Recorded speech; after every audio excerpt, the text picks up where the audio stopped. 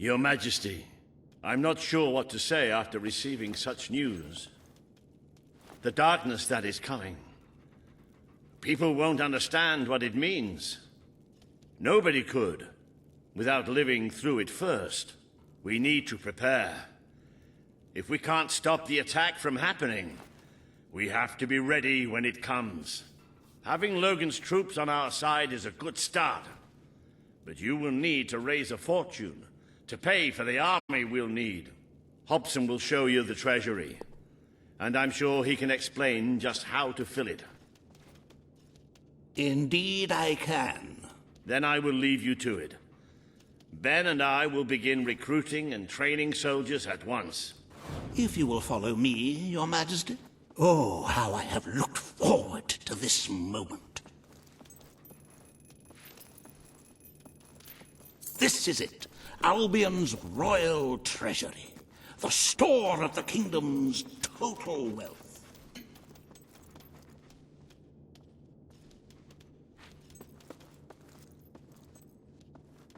It's, well, not as replete as one would like, but just imagine this room shimmering with hills, valleys, and plateaus of gold, a topography of riches going all the way up to the ceiling. It will require nothing less to build this army everyone is talking about. Which brings us to the second item on today's agenda, and one I'm personally very excited about. Setting the tax rate for the coming year. As you probably know, your brother was taxing the people rather heavily, and some say that this has led to poverty, starvation, and other societal ills. You have three clear choices, Your Majesty. One, lower the tax rate, which one could argue would help the poor and the hungry, but would also leave the treasury in a miserable state. Two, maintain Logan's policies. Not a popular move with the people, but moderately popular with the Treasury. And three, and don't let my enthusiasm influence you in any way, raise the taxes even further. True, many will suffer in the short term, but we will be able to protect the kingdom and run our fingertips over vast amounts of gold in this very room. What will it be, Your Majesty? Very well, Your Majesty. Well, how very noble. Yes, I suppose noble is the word. How very noble of you. The people are no doubt dancing in the streets, and we are bankrupt. You will need to be more ruthless if you wish to save the kingdom, Your Majesty. There are other, less salubrious means of filling the treasury, of course. You may donate your own gold, should you have enough. Though I must say, such charity is unheard of. However you decide to proceed, you should acquaint yourself with the Royal Ledger. It is a logbook that allows the reigning monarch to make deposits and withdrawals from the treasury. A most useful financial tool. But my, look at the time. You really ought to attend to the next item on today's agenda. Reva has a most intriguing proposal for you in Bowerstone Industrial. Now, I know you have had your differences, but it is time to put those behind you and work together. Nobody can raise money like Reva can, I assure you. I have seen to it that your appearance among the populace is well publicized, so expect a crowd.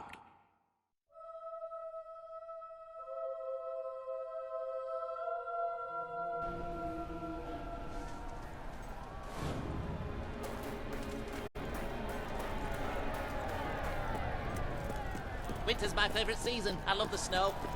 And that's when most people die. Don't tempt... Oh, happy day! His Majesty, the King of Albion, graces us with his radiant presence. I knew last time we met that you would emerge victorious from such public sibling rivalry. And now here I am to assist you in filling your coffers till they are fit to burst. What better way to begin your reign than by reinstating one of my most successful policies? There is no greater waste than the idleness of our city's youth, but my employment scheme guarantees children of all ages will have something to occupy them, whilst ensuring our factories are properly manned.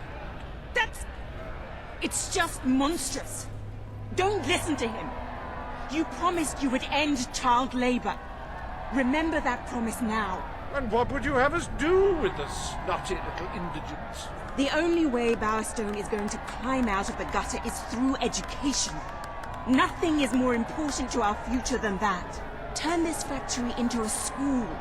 Give the children of this city the chance they never had. A school? Well, that's an original thought. Well, if you'd like to be known as a pauper monarch, then by all means, listen to her. Reaver Industries will abide by your decision.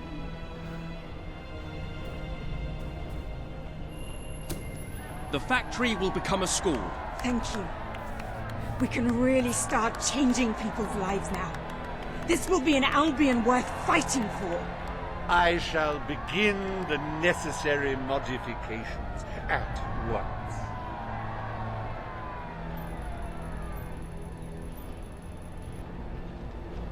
Welcome to Reaver Industries Learning Center, Bowerstone Industrial's first ever school. You can now feel secure in the knowledge that your children can become the well-educated automatons you always wanted them to be.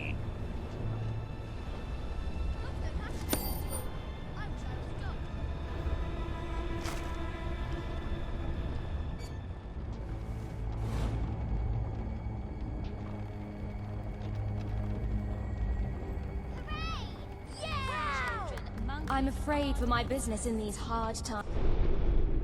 Ah, hello.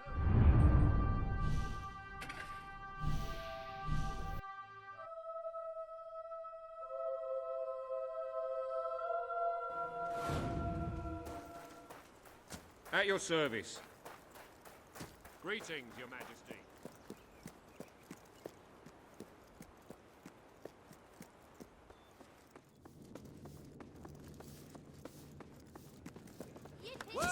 Majesty. All stand for the king. Today, you will decide what is to be done with the Bowerstone Old Quarter, site of the battle for Albion. Paige will offer her proposal. Reaver shall stand against her. You may speak. Your Majesty, our victory came at a great cost to the city. You vowed to fight poverty, but our actions have made the problem worse. You must act now. I ask that the old quarter be rebuilt, and its former residents rehomed. You wouldn't just be helping those in great need. You'd be sending a message to your people. They're scared, Your Majesty. Let them know they can count on you. Your Majesty, the old quarter was indeed devastated by your glorious triumph, but as its name subtly implies, it was old. The cost of rebuilding the area would be a colossal waste of money, and the people who called its decrepit shambles of streets and houses their home are better off without it. Besides, one must question what they have to offer our society. Why build homes for the inept and the unskilled? I recommend you reject Paige's proposal and keep the money for more deserving endeavors. It was our actions that caused the devastation, Your Majesty. But the final decision rests with you.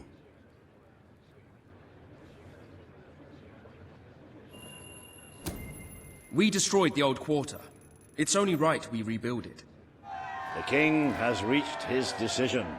The old quarter shall be rebuilt, and its former residents will have their homes returned. Thank you. Your Majesty. This will be a very popular move.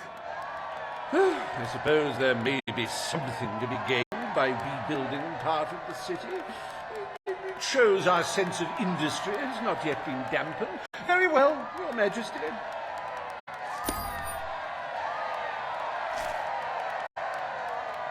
Despite the current climate of fear and great national need, Riva Industries has once again struck a blow for the honest man on the street. The sad sight of the decayed and war-torn old quarter is no more. We are proud to present the new old quarter.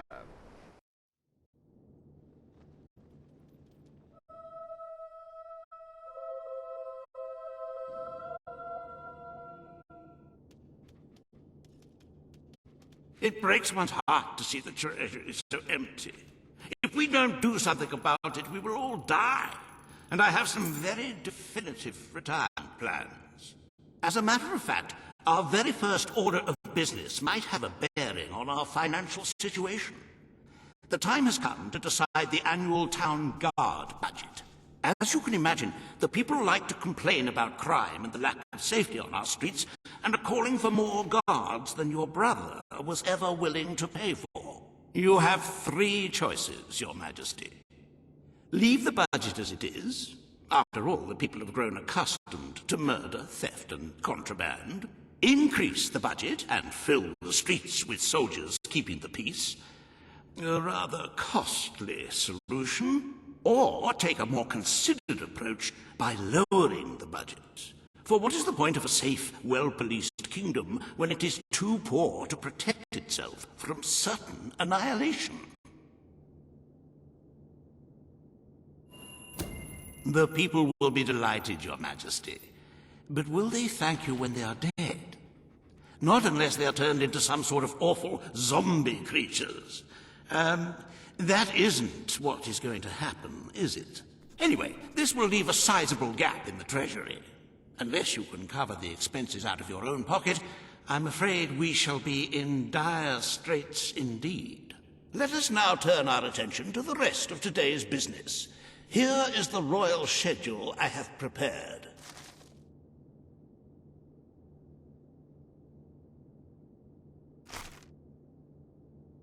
As you can see, you have a busy day in the court, but a tremendously enjoyable one. Decoration is a passion of mine, and I simply cannot wait to see your choice. The interior designers await you in the throne room.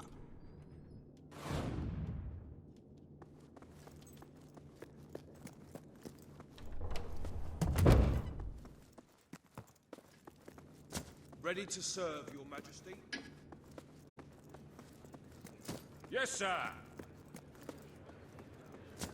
All stand to attention for the King of Albion. Today you decide on the decor of the castle. 2 of Albion's greatest interior designers have come to present their suggestions. You may speak. Your Majesty, I am Herman Worthy, and I have a design in mind that will blow your little royal socks off. Imagine a celestial scheme capable of lifting the shadows that haunt these halls. A fabulous balance of serene hues that announce to the world, I am a strong, virtuous leader. Hear me roar. But also, look how pretty my home is. You are an enlightened king. Let the heart of your castle be enlightened too. Celestial? Serene? Pretty? Do you wish to be known as a ruler or as a fool? I am Sybil Maleficent, Your Majesty, and I can tell you that people respect what they fear. This castle should be a fortress of dread. I propose that we flood the rooms and corridors with blood, or at least a suitable paint substitute. Let all those who look upon this palace know terror, whether they be your subjects or your enemies. It may seem trivial, but appearances can affect the opinion of the entire kingdom. The choice is yours, Your Majesty. I wish this to be an enlightened castle. Oh, Fabulous, Your Majesty, fabulous! Your castle will be a vision of purity. And what's more, fashion and good taste must choke down their nausea.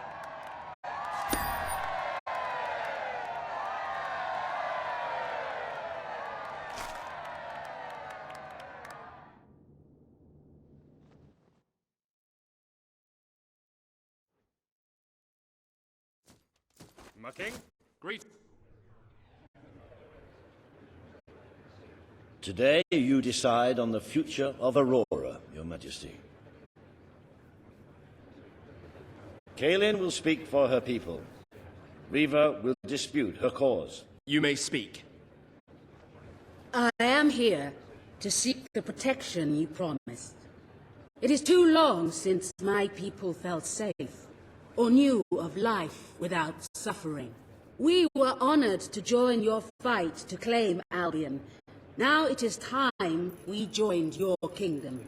Do what your brother failed to do. Help us to rebuild Aurora and protect it as you would your own land. There is nothing so noble as embracing other cultures, and I, for one, could not be happier to count Aurora as part of Albion.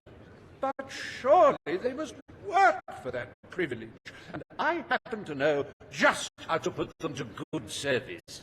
There is an abandoned mine in the Auroran desert that holds enough materials to benefit the whole kingdom. Let us employ Kaelin and her people to gather what resources there may be. That can be their payment. You're talking about forced labor. Well, let's not get bogged down in semantics. It's a fair transaction. I know you will not break your oath. You understand what we have been through. The choice is yours, Your Majesty.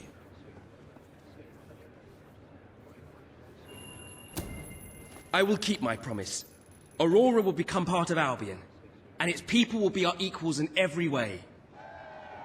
The king has spoken. Aurora shall be rebuilt as part of Albion, and equal to every other part of the kingdom. Thank you, Majesty. You have proven to be a man of honor. Aurora is proud to stand at your side.